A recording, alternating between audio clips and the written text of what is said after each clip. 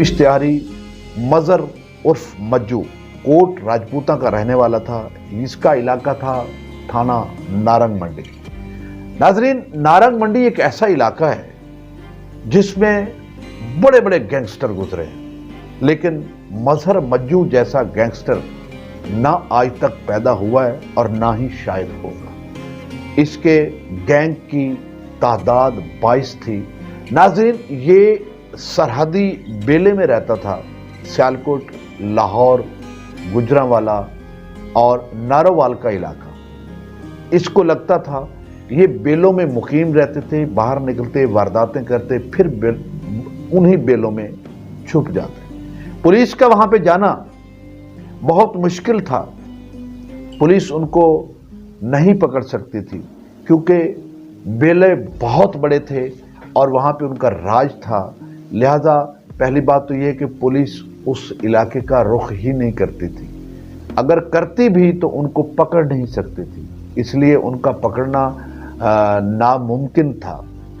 नाज़रीन, ये जदीद असले के साथ बेलों से निकलते, मुख्तलिफ शहरों में जाते, वहाँ पे डकैती करते। अगर रास्ते में इन्हें कोई ऐसी गाड़ी मिल जाती जिसमें ख़वातीन लड़कियां होती या शादी की कोई बारात की गाड़ी होती, उसको लूटते, लड़कियों को उठा के ले जाते और बाद में बेलों से उनकी नाशें मिलती। नाज़रीन, ये 6 अजला को मतलूब थे जितने भी ये इश्तिहारी थे। ये कत्ल, डकैती, अगवा बराए तावान और डकैती विद मर्डर और इस तरह की संगीन वारदातों में ये मुलव्वस थे। नारोवाल हाईवे से तकरीबन 28 लोगों को इन्होंने अगवा किया।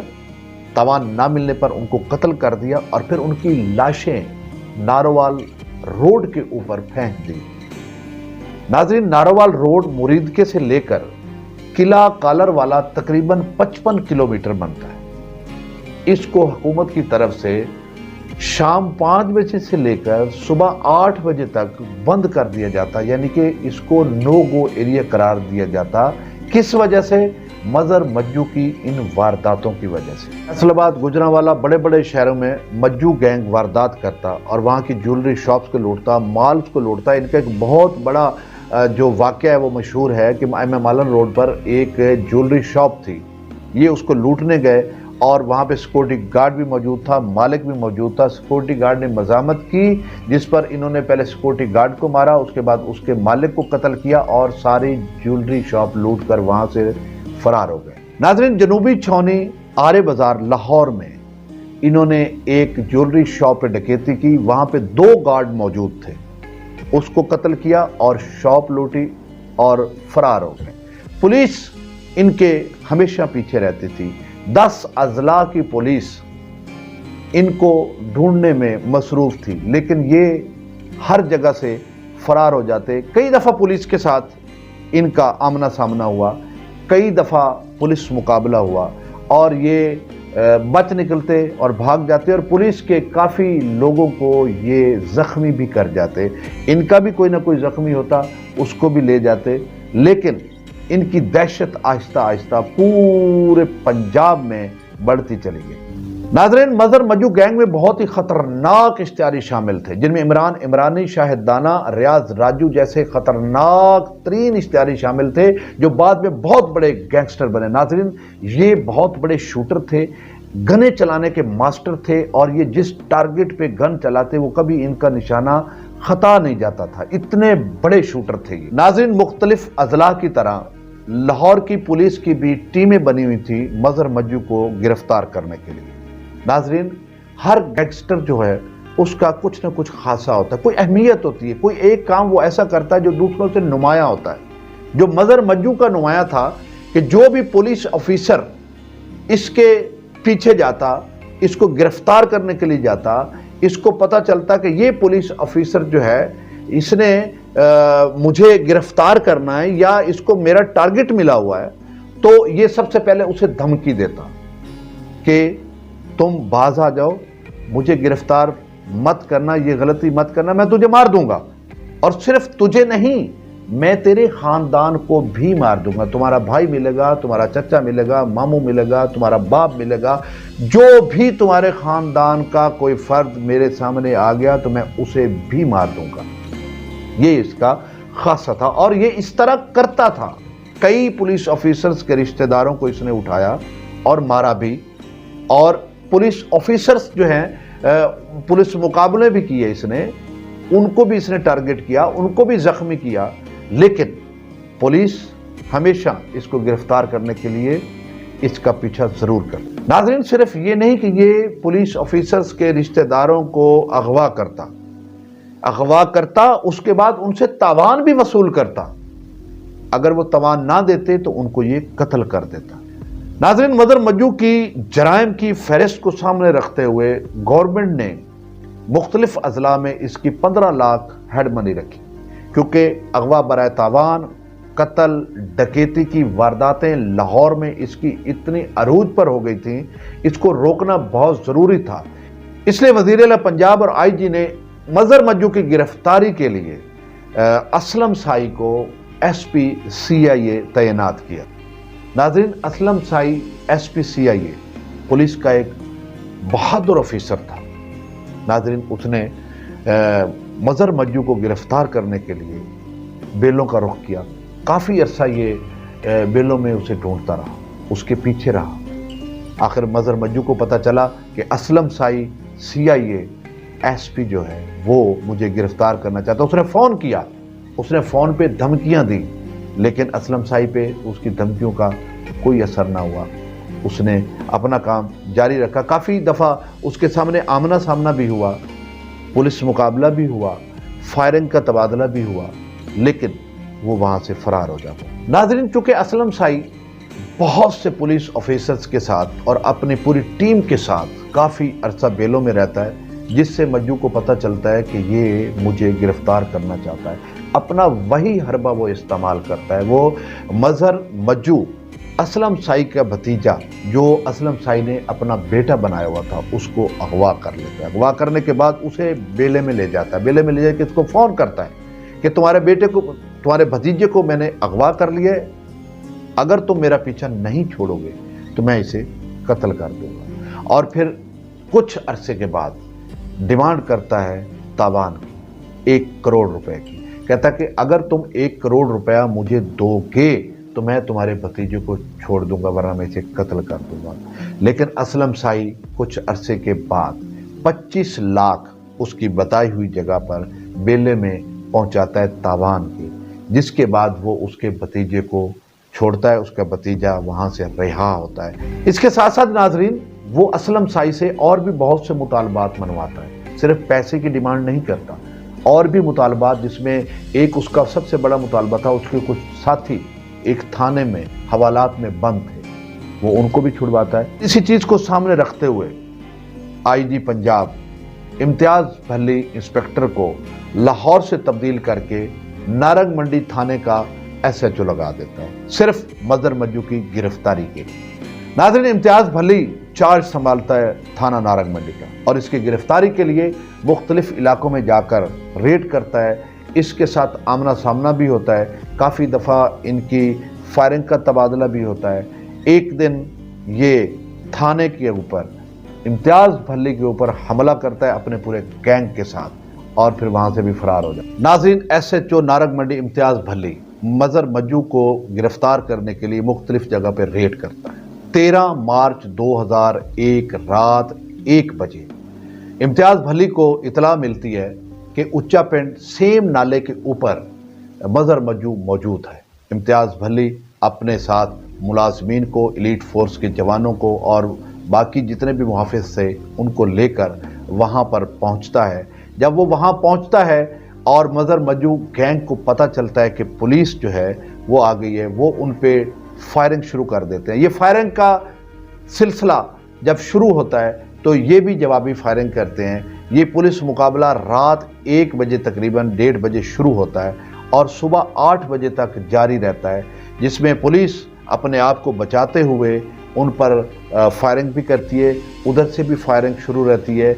नाजरीन, इम्तियाज़ भल्ली के हमरा एलीट का बहादुर जवान लियाकत अली 590 वो बिल्कुल साथ था, और उसके साथ 25 एलीट के और भी जवान शामिल थे जो ये मुकाबला कर रहे थे। और इस टीम की सरबराही लियाकत अली कर रहा था। नाजरीन, ये लड़ते लड़ते जब उनके बिल्कुल करीब जाते हैं तो एक ब्रस्ट आता है। वो ब्रस्ट ऐसा था जिसने एलीट के बहुत से जवानों को जख्मी किया, लेकिन ये जवान अपनी जुर्रत और बहादुरी से लड़ते लड़ते आगे से आगे जा रहे थे, जिनकी सरबराही कर रहा था लियाकत अली। नाजरीन, इस संगीन हमले से इम्तियाज भल्ली SHO नारंग मंडी जख्मी हो जाता है, लेकिन जब लियाकत अली को पता चलता है कि इम्तियाज भल्ली जख्मी हो गया, वो अपने दो साथियों मोहम्मद रमज़ान और मोहम्मद इकबाल को लेकर आगे की तरफ बढ़ता है। ये टीम अलग हो जाती है और ये टीम बिल्कुल मज़र मज्जू के करीब पहुंच जाती है। मज़र मज्जू को पता चलता है कि एक पुलिस का जवान मेरे बिल्कुल करीब आ गया है। वो एक हैंड ग्रेनेड उन पर फेंकता है और जब हैंड ग्रेनेड फेंकता है तो वो सीधा जाके लियाकत अली 590C के पास गिरता है और उस हैंड ग्रेनेड से लियाकत अली के जिस्म के टुकड़े इस पाक सरजमीन पर बिखर जाते हैं। जाएंगे ऐ अर्ज़े वतन, तुमको जिंदा रहना है कयामत की सहर होने तक। नाजरीन, लियाकत शहीद के लिए मशहूर है कि वो जब भी नमाज पढ़ता था तो अपनी शहादत की दुआ ज़रूर मांगता था और शायद उसकी वो दुआ सुनी गई। लियाकत शहीद जब शहीद होता है तो उसके साथ मोहम्मद इकबाल और मोहम्मद रमज़ान कांस्टेबल जो उसके बिल्कुल साथ होते हैं वो शदीद ज़ख्मी हो जाते हैं। इम्तियाज़ भल्ली SHO नारंग मंडी वो भी ज़ख्मी हो चुका था।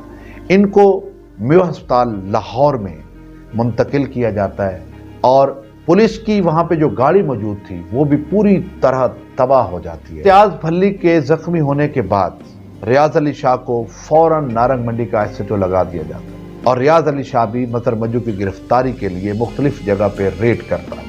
काफ़ी जगह पे आमना सामना भी होता है। एक पुलिस मुकाबले में रियाज अली शाह भी शदीद ज़ख्मी हो जाता है। जब रियाज अली शाह SHO नारंग मंडी ज़ख्मी होता है तो उसके बाद आला हुकाम चौधरी शफीक को SP शेखुपुरा लगाते हैं और रियाज अब्बास को SHO नारंग मंडी लगाया जाता है मज़र मज्जू की गिरफ्तारी के लिए। मज़र मज्जू की गिरफ्तारी के लिए पहले तो जब मुझे यहाँ पे थाने में लगाया गया था, पोस्टिंग दी गई थी, तो स्पेशल तौर पे इसी के लिए भेजा गया था कि इसको मैं इसकी गिरफ्तारी के लिए हर मुमकिन कोशिश करूँ।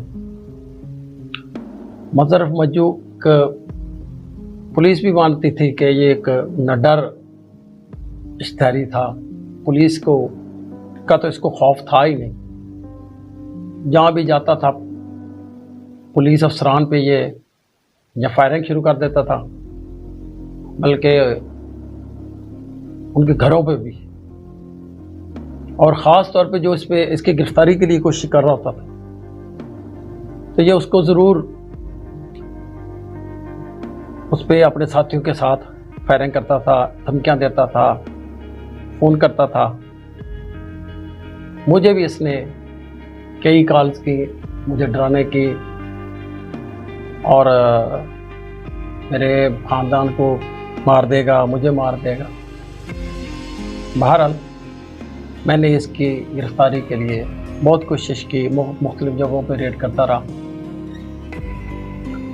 जिसमें इसके साथ मेरे मुकाबले भी हुए, लेकिन ये वहाँ से फरार होने में ये कामयाब हो जाता था। फिर एक दिन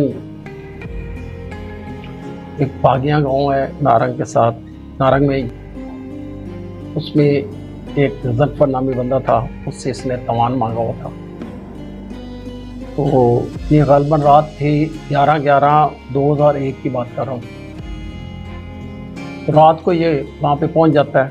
इसके साथी भी इसके साथ शहदुदाना था, इमरान और इमरानी था, राजू था और बाकी भी थे, काफ़ी तकरीबन 12-13 थे इश्तिहारी।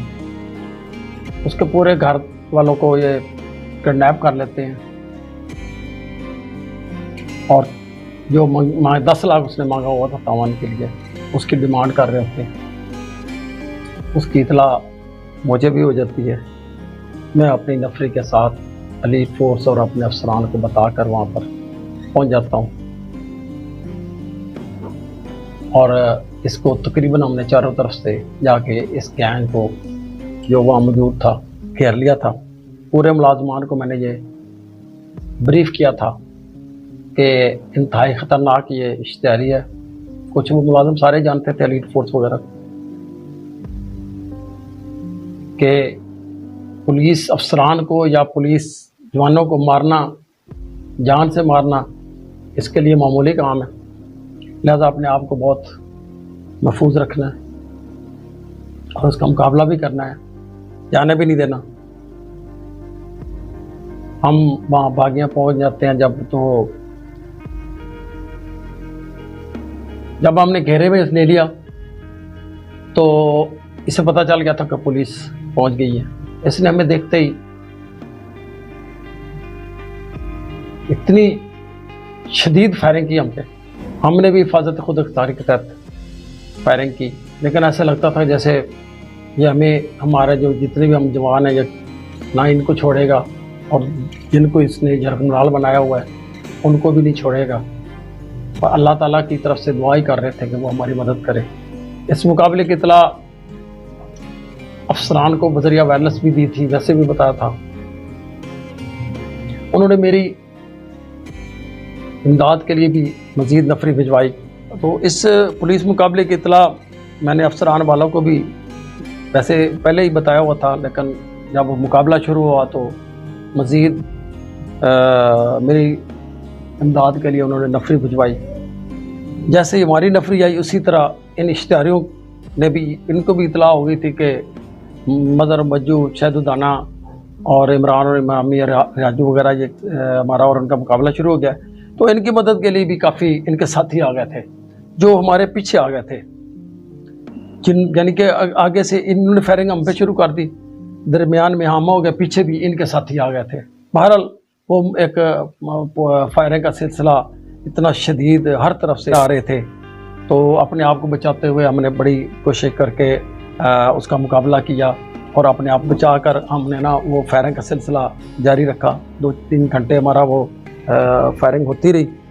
तो इस फायरिंग में फिर जब वो फायरिंग रुकी तो देखा तो एक इश्तिहारी था जो बाद में पता चला कि ये मज़र मज्जू ही है, तो वो मारा गया था। साथी शहदुदाना, इमरानी वगैरह और ये राजू वगैरह वो मौके से फरार हो गए थे। अंधेरा भी था वो काफ़ी। कांस्टेबल जो शहीद उसने किया था, बाकी कितने एक और ये जुल्म ज़्यादतियाँ कर रहा था, इसके ख़िलाफ़ तकरीबन 100 से ज़्यादा मुकदमात थे। तो पूरे पंजाब में तकरीबन ये वांटेड था। ये मैंने आपको बताया ना कि ये बहुत बड़ा गैंग था जिसकी तादाद कभी भी 30-35 भी हो जाती थी। नॉर्मल ये 20-22 होती थी।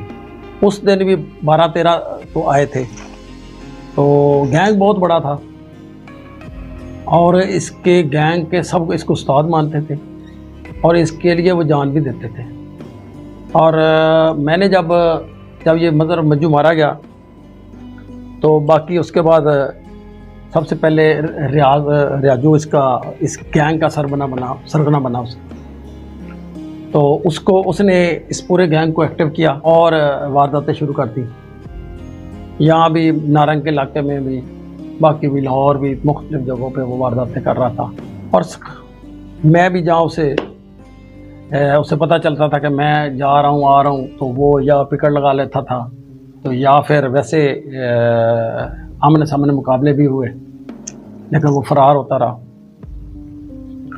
फिर 6 जनवरी 2002 रियाजू को पता चला कि मैं वहाँ पे एक जगह पे मौजूद हूँ, तो उसने अपने साथियों के हमरा पूरी टीम के साथ, वो ये भी कहते थे कि हमारा उस्ताद इसने मारा हुआ है, तो उसने अटैक किया।